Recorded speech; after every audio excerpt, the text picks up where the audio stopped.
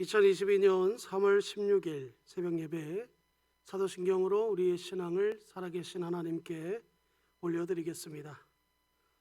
전능하사 천지를 만드신 하나님 아버지를 내가 믿사오며 그의 외아들 우리 주 예수 그리스도를 믿사오니 이는 성령으로 잉태하사 동정녀 마리아에게 나시고 본디오 빌라도에게 고난을 받으사 십자가에 못 박혀 죽으시고 장사한 지 사흘 만에 죽은 자 가운데서 다시 살아나시며 하늘에 오르사 전능하신 하나님 우편에 앉아 계시다가 저리로서 산자와 죽은 자를 심판하러 오시리라. 성령을 믿사오며 거룩한 공예와 성도가 서로 교통하는 것과 죄를 사하여 주시는 것과 몸이 다시 사는 것과 영원히 사는 것을 믿사옵나이다. 아멘. 우리 찬송가 438장, 찬송가 438장입니다. 찬송가 438장입니다. 내 영혼이 은총 입어 중한 죄짐 벗고보니 슬픈 많은 이 세상도 천국으로 하도다. 할렐루야 찬양하세.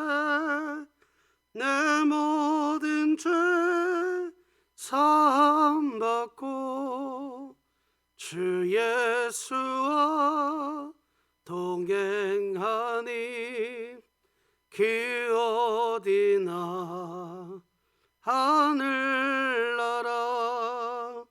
주의 얼굴 뵙기 전에 멀리 뵈던 하늘나라 내 마음속에 이루어지니 날로 날로 가깝도다.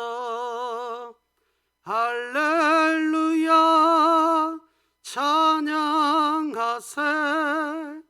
내 모든 죄 사함받고 주 예수와 동행하니 그 어디나 하늘나라. 높은 산이 거친 들이 조막이나 근거리나 내 주 예수 모신 곳이 그 어디나 하늘나라. 할렐루야 찬양하세. 내 모든 죄 사함받고 주 예수와 동행하니 그 어디나 하늘나라. 아멘. 오늘 하나님이 우리에게 주신 말씀은 레위기 10장 12절에서 20절 말씀까지입니다. 구약성경 159쪽에 있습니다. 레위기 10장 12절에서 20절 말씀까지입니다. 레위기 10장 12절에서 20절 말씀까지입니다. 다 찾으신 줄 알고 제가 봉독해 올리겠습니다. 모세가 아론과 그 남은 아들 엘르아살에게와 이다말에게 이르되 여호와께 드린 화제물 중 소재에 남은 것은 지극히 거룩하니 너희는 그것을 취하여 누룩을 넣지 말고 제단 곁에서 먹되 이는 여호와의 화제물 중 내 소득과 내 아들들의 소득인즉 너희는 그것을 거룩한 곳에서 먹으라. 내가 명령을 받았느니라. 흔든 가슴과 들어올린 뒷다리는 너와 내 자녀가 너와 함께 정결한 곳에서 먹을지니 이는 이스라엘 자손의 화목제물 중에서 내 소득과 내 아들들의 소득으로 주신 것임이니라. 그 들어올린 뒷다리와 흔든 가슴을 화제물의 기름과 함께 가져다가 여호와의 앞에 흔들어 요제를 삼을지니 이는 여호와의 명령대로 너와 내 자손의 영원한 소득이니라. 모세가 속죄제에 드린 염소를 찾은즉 이미 불살른지라. 그가 아론의 남은 아들 엘르아살과 이다말에게 놓여 이르되 이 속죄물은 지극히 거룩하거늘 너희가 어찌하여 거룩한 곳에서 먹지 아니하였느냐. 이는 너희로 회중의 죄를 담당하여 그들을 위하여 여호와 앞에서 속죄하게 하려고 너희에게 주신 것이니라. 그 피는 성소에 들어오지 아니하는 것이었으니 그 제물은 너희가 내가 명령한 대로 거룩한 곳에서 먹어야 했을 것이니라. 아론이 모세에게 이르되 오늘 그들이 그 속죄제와 번제를 여호와께 드렸어도 이런 일이 내게 임하였거늘 오늘 내가 속죄물을 먹었더라면 여호와께서 어찌 좋게 여기셨으리요. 모세가 그 말을 듣고 좋게 여겼더라. 아멘. 오늘도 우리 함께 외쳐보겠습니다. 준비 시작. 하나님, 제가 예배자입니다. 공동체여 다시 일어나라.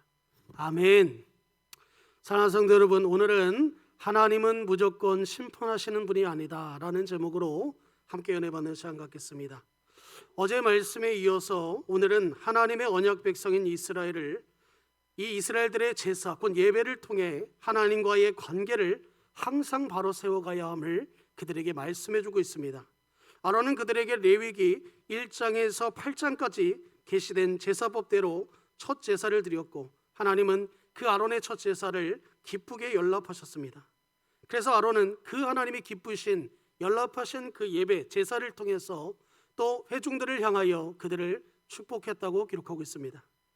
그러나 곧이어 그는 장남 나답과 차남이었던 아비후가 하나님이 지정하지 않은 불로 분향을 하다가 결국에 여호와의 불로 인하여 그들이 옷을 입은 채로 즉사했다고 어제 말씀드렸습니다. 오늘 본문에서는 아론의 셋째 넷째 아들이었던 엘르아살과 이다말이 또다시 제사법을 어겨서 모세가 노를 바라는 일이 발생하는 것을 오늘 본문에 기록하고 있습니다. 그런데 이번에는 하나님의 죽음의 심판을 내리기는커녕 하나님은 그들을 꾸짖는 것조차 하지 아니하시는 것을 보게 됩니다.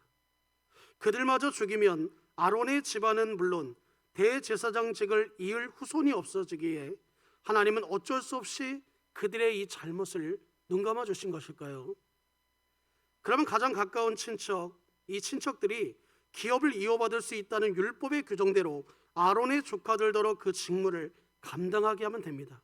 다시 말해서 하나님이 그 이유로 그들을 심판하지 않으신 게 아니라는 거예요. 그럼에도 아브라함 조치를 취하지 않았다면 하나님이 스스로 하나님의 율법을 어긴 것이 아니겠습니까?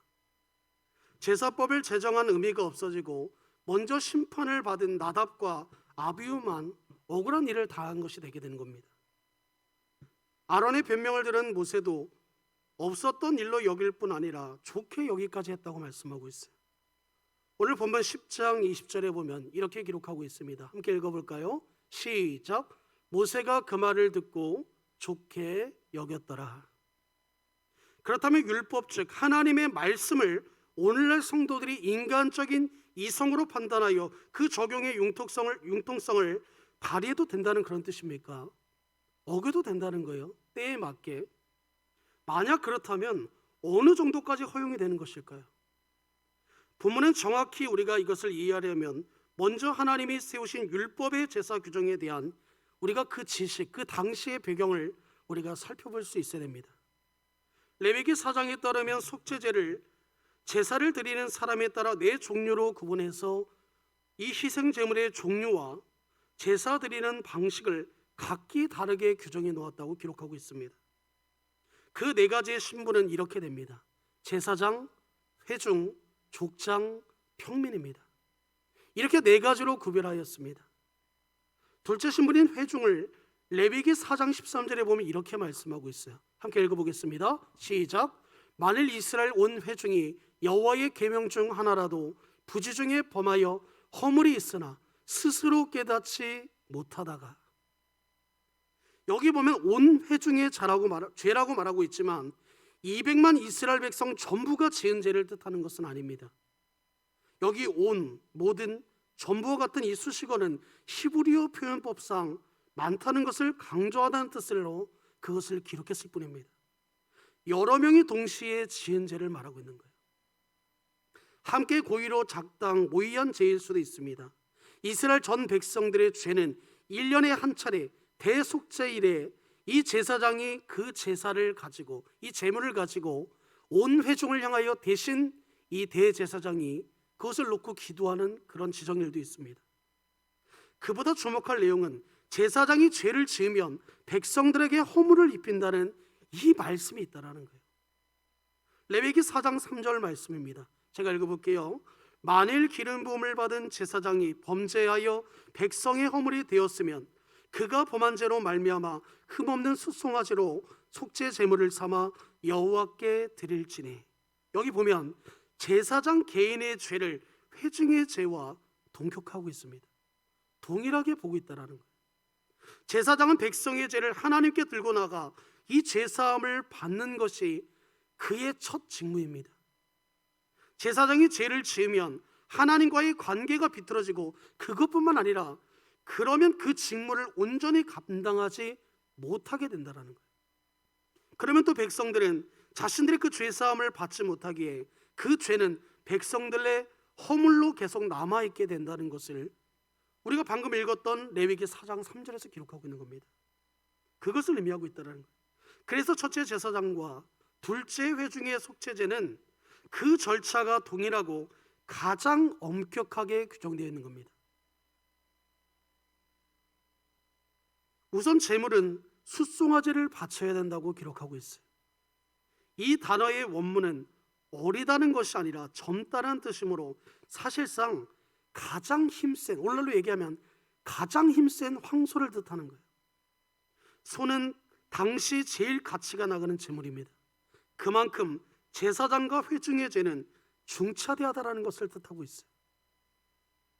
둘째로, 제물을 죽인 후에 피를 성소에 갖고 들어가서 성소와 지성소를 가르는 휘장에 7번을 그 숫자에 완전하다는 의미대로 뿌리고 분향단에 뿔에 발라야 그 피를 뿔에 바르라고 그랬어요. 나머지 피는 전부 번제단 밑으로 쏟아 부으라고 제정되어 있습니다. 죄의 삭은 죽음이요 생명은 피에 있습니다. 모든 피를 하나님께 바침으로써 죽음으로 그 죄값을 갚는다는 의미가 바로 이 남은 모든 것을 제단 밑에 피를 뿌린다는 의미가 바로 그런 의미인 거예요. 모든 피를 하나님께 바침으로써 죽음으로 그 죄값을 갚는다라는 의미인 겁니다. 세 번째로, 제물의 기름과 또 마찬가지로 생명을 상징하는 콩팥은 제물을 태우는 번제단에 따로 태워야 된다고 말씀하고 있습니다. 나머지 고기도 전부 번제단의 재와 찌꺼기를 버리는 진 밖에 지정된 장소로 갖고 가서 완전히 그것을 태워 없애라고 말씀하고 있어요.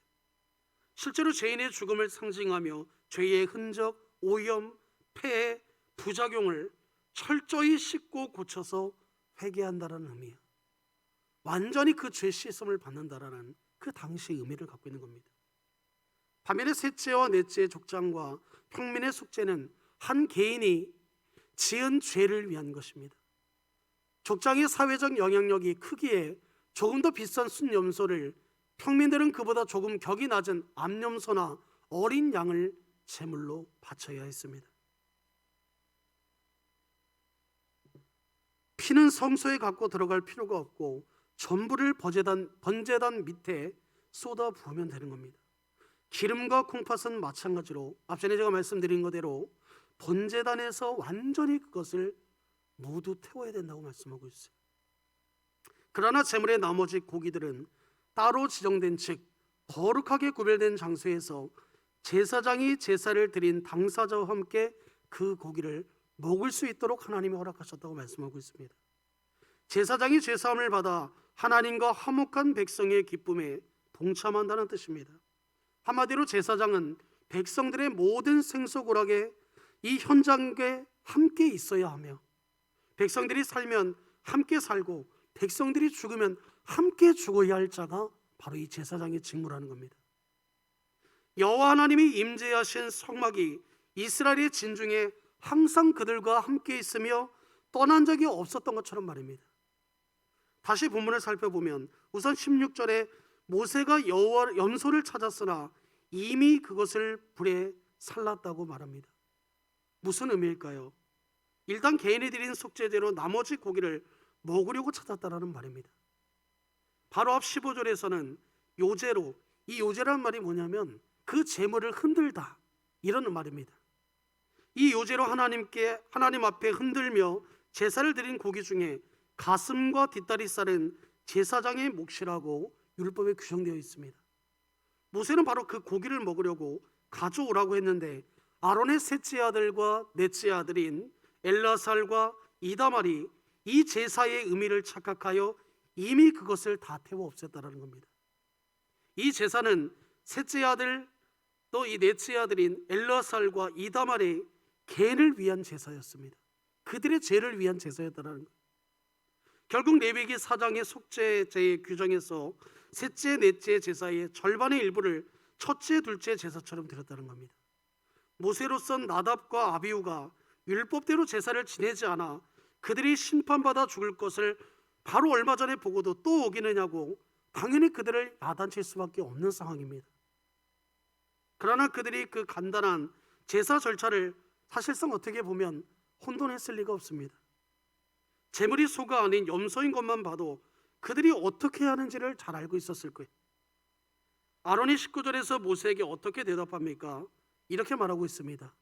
오늘 그들이 그 속죄제와 번제를 여호와께 드렸어도. 레위기 10장 19절에 기록하고 있죠. 오늘 그들이 그 속죄제와 번제를 여호와께 드렸으라고 말합니다. 마지막 제물 먹는 일만 빼고는 그들이 율법대로 온전하게 그 제사를 드렸다라는 거예요. 그들이 비록 실수했지만 그래도 그들이 하나님 앞에 드려지는 그 모든 준비 과정과 자세와 그들의 모든 필요를 하나님께 온전히 내어드렸다는 겁니다. 헌신했다는 말이에요. 그런데도 이런 일이 내게 임하였거니라고 말합니다. 이런 일은 장남 나답과 차남 아비후, 첫째 아들 아론의 첫째 아들과 둘째 아들이 하나님의 심판을 받아 죽은 이전의 사건을 말하고 있는 거예요. 마치 오늘의 그 일이 일어난 것처럼 지금 표현하고 있는 겁니다. 마찬가지로 히브리 어법은 가까운 과거나 미래를 구체적인 시간을 구분하지 않고 오늘이라고 애매하게 표현하는 경우가 종종 있습니다. 아론은 장남과 차남이 한순간에 하나님의 심판을 받아 죽은 그 아픈 기억 때문에 속죄 제물을 참아 먹지 못하겠다라는 거예요. 아직 그럴 기분이 또 아직 그런 마음의 태세가 준비가 안 되었다라는 겁니다. 여전히 첫째 둘째 아들이 지은 죄에 대해 대제사장이자 아버지로서 막중한 책임감과 죄책감이 이 아론의 마음에 가득했다는 겁니다. 아버지라는 개인적 입장에서도 첫째 둘째 아들들이 살아 있었더라면 하나님 앞에서 이 화목잔치에 함께 참여하여 고기를 나누어 먹었을 텐데 그럴 수 없어서 너무나 아프고 안타깝고 슬픈 것입니다. 마음이 아픈 거예요. 속죄제물의 고기를 먹는다는 것은 하나님의 제사함을 받았다는 것을 의미한다고 합니다. 그 고기를 먹지 않겠다는 것은 아직 아론과 그 동생들, 오늘 본문에 나오는 이 두 사람에 대해서 그들이 더 회개, 자숙, 헌신할 필요가 있다는 의미입니다. 모세는 영적 측면에서뿐만 아니라 개인적 감정으로도 그의 형이었던 아론의 심정을 충분히 이해했어요. 또 듣고 그것을 좋게 여겼다고 말합니다. 위로했다라는 말이죠. 모세는 여호와 하나님과 직접 대화를 했다고 말씀하고 있어요. 그러나 바로 그것이 또한 하나님의 뜻이기도 했습니다. 아론은 하나님이 선하게 여기지 않을 것이라고 염려했어요.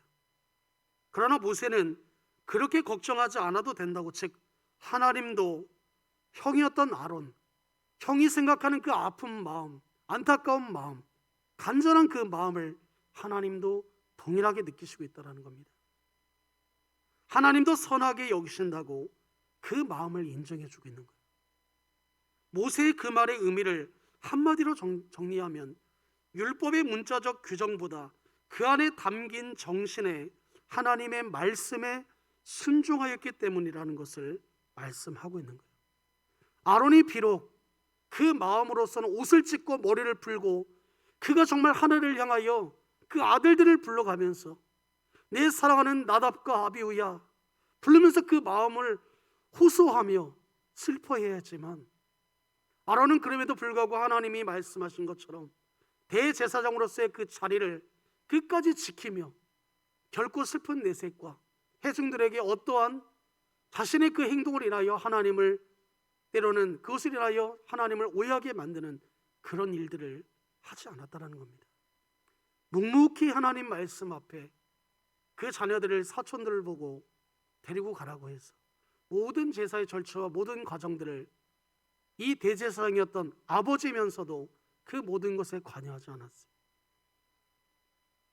나답과 아비후는 하나님의 말씀을 아예 무시했습니다. 그들은 술을 마셨고 번제단에 불을 꺼뜨렸어요. 스스로도 명백한 죄를 범했습니다. 오늘 본문에서는 일부 제사의 절차만 어겼지 그의 셋째, 넷째 아들이었던 엘르아살과 이다말이 직접적으로 하나님 앞에 죄를 범한 것은 결코 아니라는 겁니다. 어떻게 보면 그들의 그 행동과 그들의 중심이 하나님을 향하였지만, 비록 그들이 그 제사법대로 실수를 하였지만 하나님은 그들을 심판하지 아니하시고 오히려 그들에게 그런 상황과 그 모든 것을 하나님이 그냥 묵묵히 기다려 주셨다는 겁니다. 오히려 제사장의 직분이 얼마나 중요한지 뼈저리게 깨달았고 하나님과 회중들 앞에서 스스로 자기를 낮췄다는 겁니다. 제사 절차를 어기긴 했지만 더 큰 헌신과 열심을 드러낸 긍정적인 모습인 겁니다. 하나님의 제사의 절차를 일부 어겼어도 하나님은 그것을 문제로 삼지 않았다는 겁니다. 그 의미를 조금 더 확장해서 적용하면 이들과 같은 마음의 자세를 유지하면 꼭 속죄제를 드리지 않아도 된다는 뜻이 되는 겁니다. 그렇다고 다른 제사도 드리지 말아도 된다라는 그런 의미가 아니에요. 속죄제에 한해서는 그렇다는 겁니다. 속죄제는 이미 범한 잘못과 허물을 하나님께 용서받아 하나님과의 관계를 회복시키기 위한 그런 제사였습니다. 죄를 지을 때마다 또 지은 후에 속죄제를 드리는 겁니다. 속죄제를 드리지 않는다는 것은 평소에 하나님과의 관계가 흐트러지지 않았고 그래서 하나님의 뜻대로 살고 있다는 뜻이에요. 반대로 긍정적인 의미이지만 쉽게 비유하자면 11조를 많이 드리면 많이 드릴수록 좋습니다. 헌금을 강요하려는 것이 아닙니다. 11조는 이미 받은 축복과 은혜의 10분의 1을 우리가 구별하여 드리는 거예요. 그러면 11조를 많이 드린다는 것은 무슨 말입니까? 그만큼 내가 받은 것이 많다는 뜻이므로 11조를 많이 드릴 수 있도록 내게는 좋은 것입니다. 마찬가지로 속죄제는 안 드릴수록 좋은 것이에요. 성경에 아주 생생한 예가 하나 있습니다. 하나님은 사무엘 선지자를 통해 사울 왕에게 아말렉 족속과의 전쟁 가운데에서 그 모든 소유를 모두 진멸하라고 했어요. 불태 없애라는 거죠. 그러나 사울은 그 명령을 어기고 양과 소와 보물 등 귀하고 좋은 것들은 따로 남기고 가치가 없는 것들만 이 사무엘을 통하여 하나님 말씀하신 것처럼 다 불태우고 없앴다는 겁니다. 사무엘 선지자는 이때 사울 왕을 야단칩니다. 사울은 자신의 욕심을 감추고 여호와께 제사를 드리려고 좋은 것을 남겨놓았다라는 핑계를 댑니다. 그때 사무엘이 뭐라고 말합니까? 그에게 순종이 번제 곧 제사보다, 예배보다 낫다고 말합니다.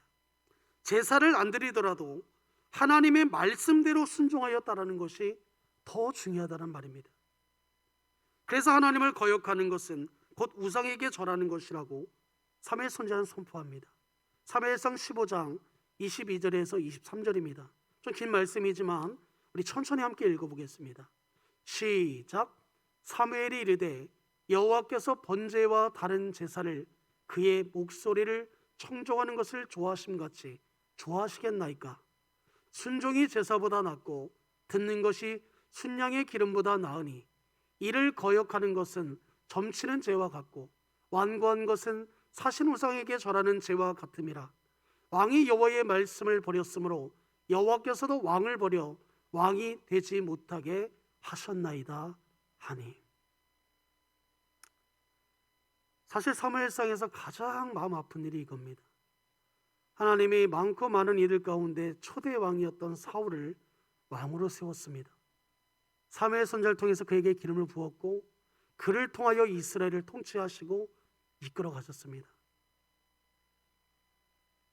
그런데 지금 사울이 오늘 이 말씀을 통해서 완전히 이제는 그가 왕으로서의 자리를 벗어야 된다는 거예요. 내려놔야 되는 상황까지 온 겁니다. 이 말은 사울이 우상에게 직접 절한 것이 아닙니다. 하나님의 명령을 순종하지 않는 것은 그분 외에 어떤 다른 힘이나 영향력을 따랐다는 의미예요. 하나님은 아말렉의 우상 숭배에 조금이라도 물들지 말라고 진멸하라고 했는데 사울은 개인적 탐욕에 빠져서 그 개인이 원하는 대로 자기 소견대로 행동했다는 겁니다. 사울은 여호와의 다른 신을 두지 말라는 십계명의 첫 계명을 어긴 겁니다. 또 자기의 탐욕을 따랐으므로 자기를 위하여 우상을 만들어 숭배하지 말라는 둘째의 계명까지 어기게 된 겁니다. 그래서 성경은 골로새서 3장 5절에서 탐심은 아직 행동으로 옳지 않고 그런 마음만 먹었는데도 그것을 우상 숭배라고 말하고 있는 겁니다. 우리 골로새서 3장 5절 함께 읽어보겠습니다. 시작. 그러므로 땅에 있는 지체를 죽이라. 곧 음란과 부정과 사욕과 악한 정욕과 탐심이니 탐심은 우상 숭배니라. 순종이 제사보다 낫다고 해서 율법을 완전히 무시하라는 뜻은 결코 아닙니다. 예수님도 율법을 폐하러 온 것이 아니라 율법을 완성하러 왔노라 이렇게 말씀하고 있어요. 많이 드릴수록 좋은 11조의 경우도 그러다는 겁니다. 예수님은 박하, 회양, 근체까지 11조를 바치되 그보다 더 중요한 정의와 긍휼은 너희가 결코 버리지 말라고 마태복음 23장 23절에서 기록하고 있습니다. 우리 함께 읽어보겠습니다. 시작. 화 있을진저 외식하는 서기관들아 바리새인들이여 너희가 박하와 회양과 근처의 11조는 드리되 율법에 더 중한 바 정의와 긍휼과 믿음은 버렸도다. 그러나 이것도 행하고 저것도 버리지 말아야 할지니라. 오늘 본문에 드러난 율법의 정신이 무엇입니까? 제일 중요한 거예요. 이스라엘 백성들과 곧 다시 말해서 대제사장이었던 아론, 그의 아들들이었던 첫째 아들, 둘째 아들은 비록 즉사하여 죽었지만 바로 이 셋째, 넷째 아들인 엘르아살과 이다말을 통하여 아론과 엘르아살과 이다말을 통하여 바로 하나님과 이스라엘 회중들이 화목을 이루러 가는 것입니다. 화목을 이루어 가시는 거예요. 하나님과 화목하려면 이 속죄 제사는 필수적인 겁니다. 더 중요한 것은 평소에 죄를 짓지 않고 하나님과 순전하게 교제, 다른 말로 얘기해서 늘 동행하며 살아가는 거예요. 우리 신인께 표현을 하면 어떻게 표현할 수 있을까요? 하나님의 말씀이 내 하루의 일상에 늘 개입하시고 나를 신방하는 것입니다. 나아가 특별히 제사장, 지금으로 치면 목회자들은 자기가 맡은 회중들을 위해 살고 죽으라는 것입니다. 그들 앞에 더욱 철저히 자기를 겸손하게 낮춰야 한다는 것이 오늘 본문에서 말씀하고 있는 거예요. 사울을 야단친 사무엘은 백성을 위한 기도를 신은 죄를 여호와 앞에 결단코 범하지 않고 대신에 선하고 의로운 도를 가르치겠다고 말씀했어요. 목회자는 자기가 맡은 양떼인 회중들의 죄와 허물은 물론이고 고난과 문제를 풀고 날마다 하나님 앞에 그 문제와 고난과 어려움을 우리 성도들을 향하여 그 모든 기도를 가지고 무릎 꿇고 기도해야 될 그 사명이 있다는 겁니다. 교인들의 문제를 자기의 문제로 삼아서 기도하되 교인들보다 더 안타깝고 더 간절하게 더 많이 기도해야 된다는 겁니다. 물론 그 고난과 문제를 겪고 있는 성도와 정서적으로는 같아질 수는 없을 겁니다. 그럼에도 목회자는 그 일을 하도록 부름받았고 성도들이 생계를 또한 챙겨주고 있는 것입니다. 레위인들도 그래서 가나안 땅을 정복했을 때 하나님께 따로 그들에게 분깃을 주지 않았어요. 땅을 허락지 아니하였습니다. 물론 분깃 기업을 받지 않았어도 이스라엘 백성들의 11조로 그들이 생계를 유지할 수 있었다고 말씀하고 있습니다. 본문의 아론도 그렇게 받아 먹을 수 있는 고기인데도 도무지 자기는 자격이 없다고 말하며 그 고기를 사용하고 있는 거예요. 목회자는 회중을 위한 것이 바로 자신의 생업인 겁니다. 예전에 신대원 때 신학학 교수님이 하신 말씀이 하나 있습니다. 함께 한번 볼까요?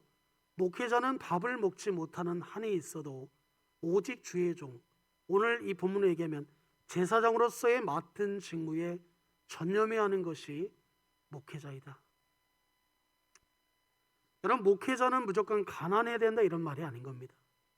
목회자는 바로 이 당시의 아론과 같이 그의 아들들이었던 엘르아살과 이다멜과 같이 하나님이 세우신 종으로서 온 회중을 대표하여 그들에게 축복의 말씀을 전하고 은혜의 말씀을 전하고 때로는 징계의 말씀, 회개의 말씀도 전해야 되는 그 사명을 갖고 있다는 거예요. 회중을 누구보다 사랑해야 하고 하나님이 맡겨주신 그 양들을 내 생명과 같이 여겨야 되는 것이 바로 하나님이 세우신 주의 종의 길이라는 겁니다. 신앙 공동체는 그 구성원들끼리 서로가 서로를 개인적, 인격적, 체험적으로 서로를 알아가며 서로를 위해 줄 수 있어야 된다는 겁니다. 교회는 목회자 혼자 예배나 성경 공부를 주관하는 그런 경연장이 아닙니다. 비록 사람이 많아져서 목회자가 부득이하게 교인들의 이름대로 알지 못할 수도 있습니다. 그러나 그럴 때도 신앙 공동체를 세워가는 것이 바로 하나님이 세우신 주의 종, 제사장, 곧 오늘날로 얘기하면 목회자의 길이라는 거예요. 예배 안에 작은 교회들을 만들어서 소그룹 사역을 활성화시켜야 되는 겁니다. 그래서 우리 진흥교회는 현재 다니엘과 3인의 교회로 편성하여 이 사역을 잘 감당하고 있습니다. 신앙 공동체는 그래서 서로가 서로를 위해 기도해주고 주님의 사랑으로 섬겨줘야 된다는 겁니다. 70번씩 7번까지라도 용서해줘야 되는 겁니다. 지금 제가 목회자에 대해서만 말하는 것이 아님을 분명히 아시기 바랍니다. 성도는 세상 사람들 앞에서 제사장으로 목회자로 서야 될 사람들이에요. 교회에서 서로 기도하며 섬기는 것은 하나님이 보시기에 좋긴 하지만 사실상 너무나 당연한 일인 겁니다. 우리 모두가 연약하고 아직 탐심 하나 제대로 처리하지 못하며 주중에는 매번 넘어지며 주일에 겨우 내 자신과 하나님과의 관계를 회복하기에만 바쁩니다. 그러나 언제까지나 그렇게만 우리가 신앙생활을 할 수 없다는 거예요. 언제까지 어린아이의 신앙에 머물러 있을 수는 없다는 겁니다. 예수님을 믿는다는 것은 그 정도로 그칠 수는 없다는 겁니다. 주님은 우리 대신에 자신의 생명을 내어주시고 구원하신 뜻은 주님을 따르며 자기 십자가를 지게 하기 위해서라고 말씀하고 있어요. 성도는 교회 안에서 교인들을 섬기는 것에 몇 배로 교회 밖에 미혹된 영혼, 예수님의 상 밖에 있는 사람들을 위해 기도해주며 그들을 섬겨야 될 사명이 있는 겁니다. 혹시 성도가 되었다는 의미가 여러분 혹시 무엇인지 알고 계십니까? 주일 성수하고 기도하고 성경에 능통한 것들, 물론 다 이것들이 중요할 것입니다. 그러나 그것만 하고 있어서는 안 되는 거예요. 주님은 11조를 정확하게 들이대 그보다 더 중요한 너희의 정의와 긍휼을, 하나님의 말씀의 정의와 긍휼을 실현하라고 말씀하고 있어요. 세상은 내 코가 석자나 빠져 있기에 그것을 바로잡고 여유가 생기면 그때서 내가 쓰고 남은 것으로 힘든 사람을 돕는다고 말합니다. 그러나 성도는 내 코가 비록 석자나 빠져 있지만 주위를 둘러보니 나보다 더 착한 사람들이 많음을 볼 수 있어야 돼요. 또 내가 가진 것이 내가 쓰기에도 부족하지만 그마저도 쪼개서 주위에게 나누어 주겠다라는 그 사람이 바로 하나님의 세우신 성도인 겁니다.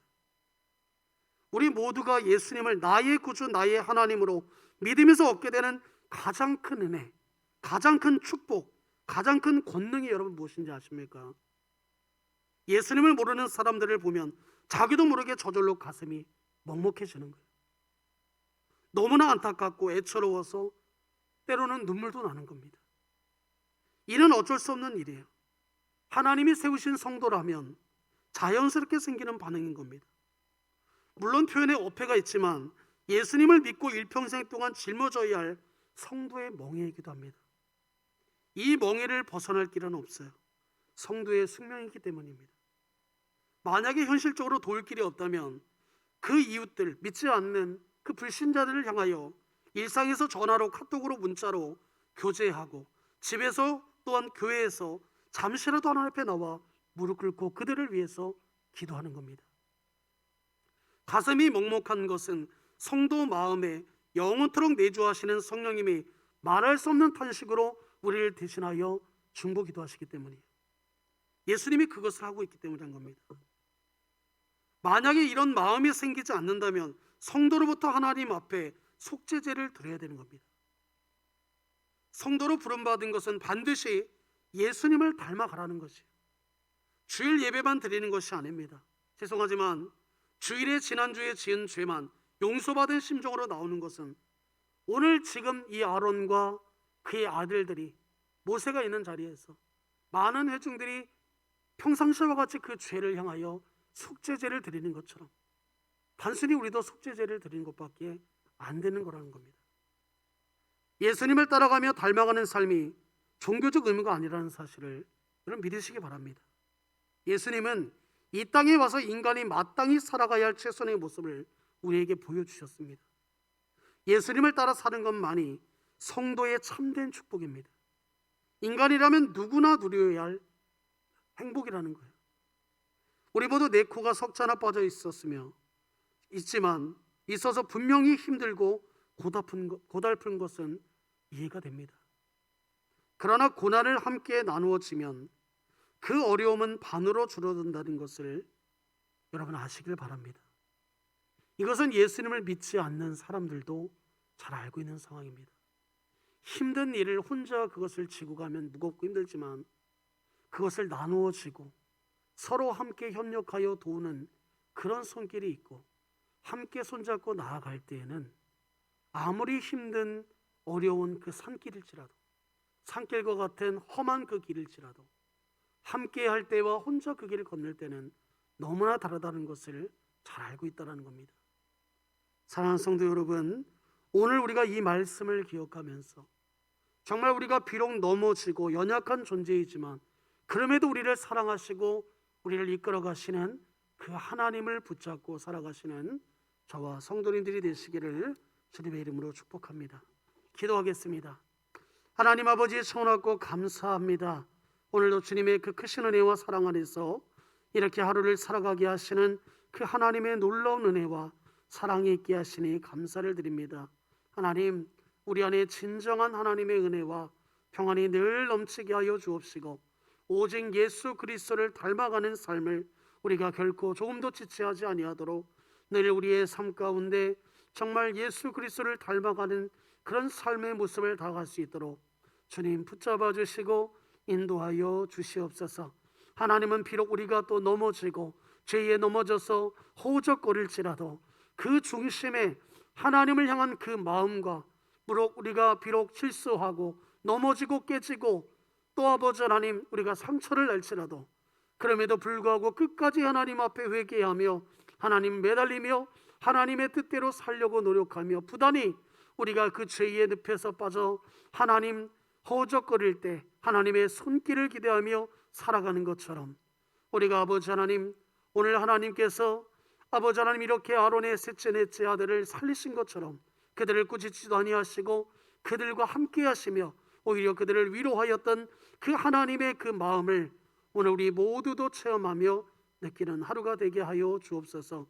아버지 하나님께서 이 모든 것 가운데 함께 하여 주실 것을 믿고 감사하며 이 모든 것 우리 주 예수 그리스도의 이름으로 간절히 기도하옵나이다. 아멘. 우리 주님이 가르쳐 주신 주기도문으로 오늘 새벽 예배 마치겠습니다.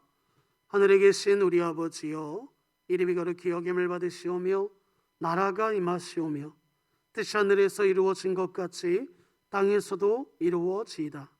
오늘 우리에게 일용할 양식을 주시옵고 우리가 우리에게 죄 지은 자를 사하여 준 것 같이 우리 죄를 사하여 주시옵고 우리를 시험에 들게 하지 마시옵고 다만 악에서 구하시옵소서. 나라와 권세와 영광이 아버지께 영원히 있사옵나이다. 아멘. 사랑하는 성도 여러분, 오늘 하루도 행복하고 즐거운 하루 되시기 바랍니다. 감사합니다.